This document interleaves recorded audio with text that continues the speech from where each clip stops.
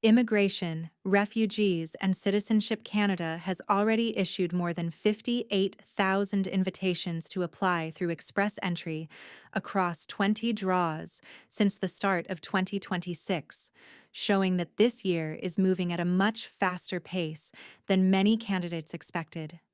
The overall draw activity suggests that April could become one of the most important months of the year for people waiting in the express entry pool, especially as new category-based rounds continue to reshape who gets invited and at what score.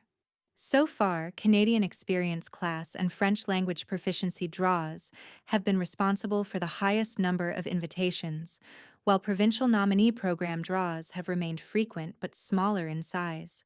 At the same time, category-based selections such as healthcare, trades, physicians, and senior managers are proving that Immigration, Refugees, and Citizenship Canada is actively rotating across a wider range of occupations and priorities. The latest trades occupations draw, held at the beginning of April, confirmed that skilled trades candidates are now playing a much bigger role in this year's draw strategy. The current makeup of the express entry pool is one of the biggest reasons why score trends are so important. The largest number of candidates sits in the middle score ranges, particularly between 401 and 500. This means there is intense competition just below the highest scoring profiles.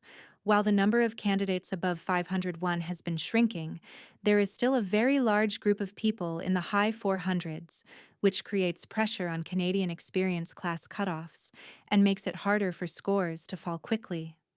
Based on the draw pattern seen so far this year, we predict that the next cluster of express entry draws is likely to happen in the middle of April, followed by another cluster near the end of the month. A provincial nominee program draw is expected to begin the sequence, with a Canadian Experience Class draw likely to follow soon after.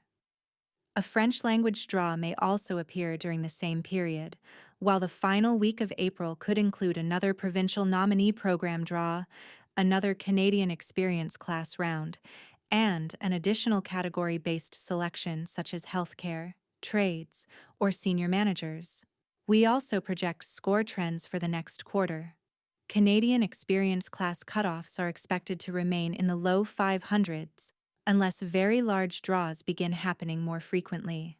Provincial nominee program scores are likely to stay very high, while French language draws may continue to remain much lower and could become even more favorable as the year progresses.